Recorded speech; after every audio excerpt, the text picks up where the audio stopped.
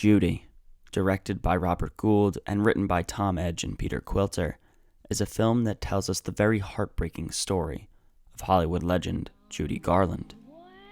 Judy is a retrospective on one of the original Hollywood Girl Next Doors, and how the decisions of those who were supposed to support her ended up bringing down a life that we all once saw as innocent, sweet, and successful, when in reality, it was one full of chaos, addiction, and metaphysical imprisonment.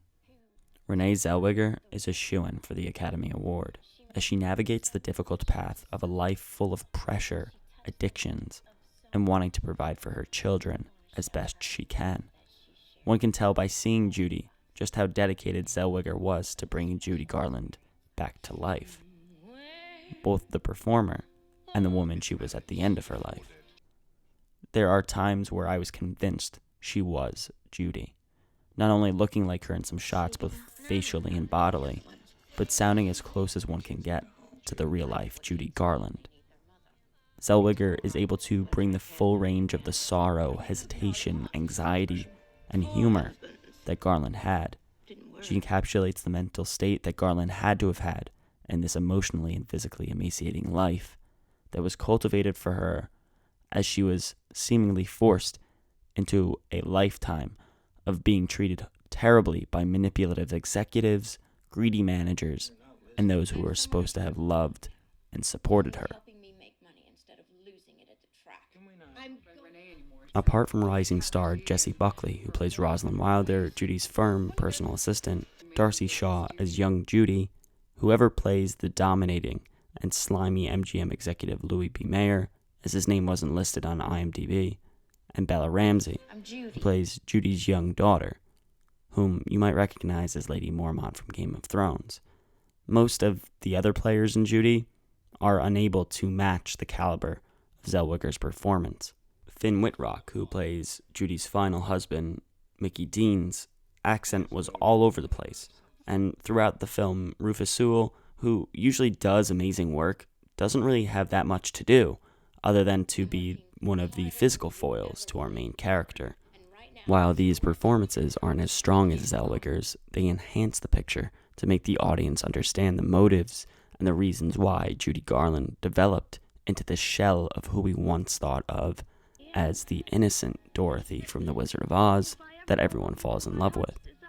In addition to these performances, the film's pacing and length is a bit of an issue. Judy's pacing is uneven, as there are sequences in the film that seem forced and rushed, where we as the audience were just encapsulated by Judy's introspection and reflections on the past, and then we're shopping in London's boutiques. As well as rush, there are scenes that feel extremely slow and are almost at times quite boring. In addition to the pacing, there is a whole sequence in the film that is used as a nod to Judy Garland's status as a LGBT icon. While this sequence is emotionally driven and played very well, it took me a little out of the film, as it felt like it was trying to look after a specific demographic the studio would want to target once word of mouth got out on the film. The sequence is motherly in tone and could have been substituted with the strong bond the film claimed she had with her children to show how much she cared for them, the whole reason why she has to go to London in the first place. Judy makes us pay attention to that preteen full of hope that's behind the curtain, to know the true and brutal story of her life, and how sometimes the other side of the rainbow is not what we think it's going to be. However, we must continue to soldier on and to hope that what's over the rainbow will be our dreams realized, despite all the clouds lowered around us.